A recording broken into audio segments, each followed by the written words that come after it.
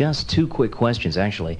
The first one I forgot to ask you yesterday. What I really wanted to hit at with preservatives in our food and alcohol, does that cut us off from our spirituality? No. It doesn't? The only thing that cuts you off from your spirituality is holding yourself in a vibration that doesn't allow it. And you certainly have power to dominate the vibration of the carrot. Okay. Okay. Man against carrot.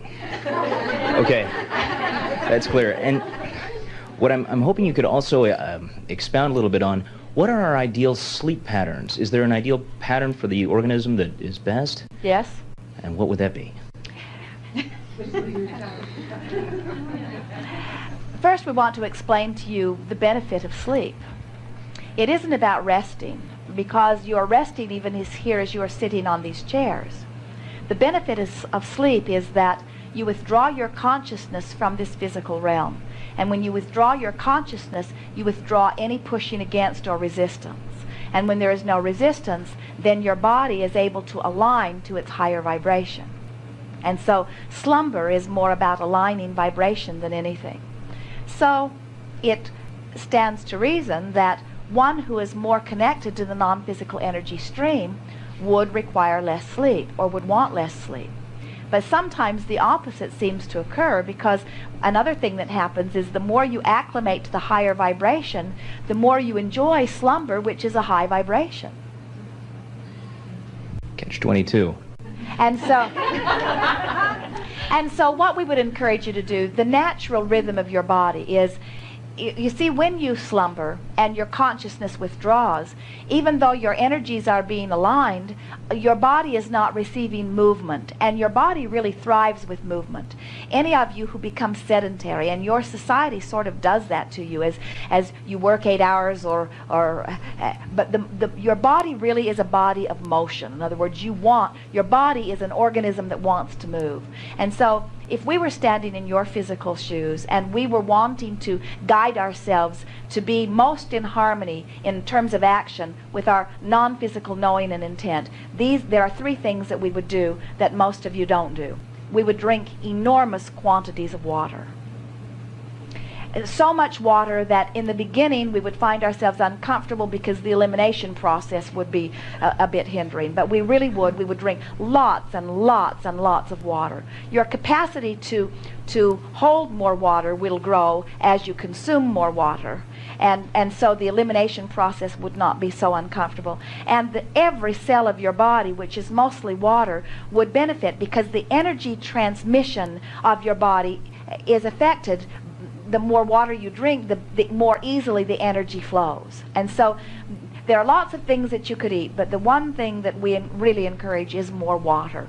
And we mean water minus preservatives, water minus caffeine, water without sugars. We mean water.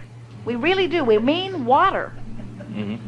Water with minerals, water with all of the natural stuff that is in water. We would drink water. And we would find a source of it that is pure without too much dealing with. In other words, if you can find water that is water, that's what we would drink, water. The other thing that we would do is that we would move our bodies intentionally. In other words, we would find reasons to move.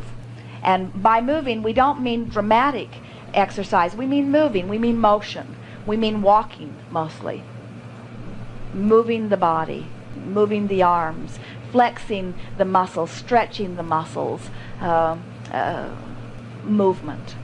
And the third thing that we would do is that we would rest when we are tired, and we would awaken when we are refreshed. In other words, we would try to follow a more natural rhythm. Now that's hard to do under the work environment that many of you live, but we would sleep shorter snatches more frequently. In other words, we'd take a little nap on the lunch hour if we could, and we'd snatch a little nap after work if we could, and we'd sleep a shorter expanse in the middle of the night. In other words, we would not sleep longer than 4 hours at any stretch, only because the body benefits so much by motion.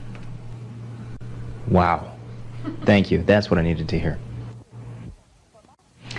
For most, that's going to be a difficult acclimation, because you've trained yourself to believe that you need 8 hours of sleep. Esther, every now and again, because they're traveling and they have an early flight, and She is doing many things before she gets ready for the flight. When she goes to bed, she will say, we only get to sleep 3 hours. And she will say to Jerry something like, sleep fast, or this is going to be a short night. And what she really means is, I'm not going to get enough sleep.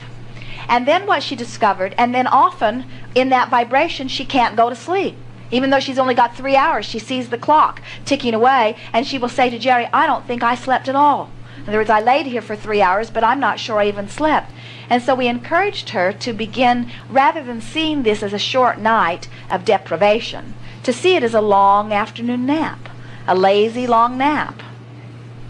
We have enjoyed this interaction immensely. You are doing extremely well. Be easy about all of this. Relax, lighten up, laugh more, play more.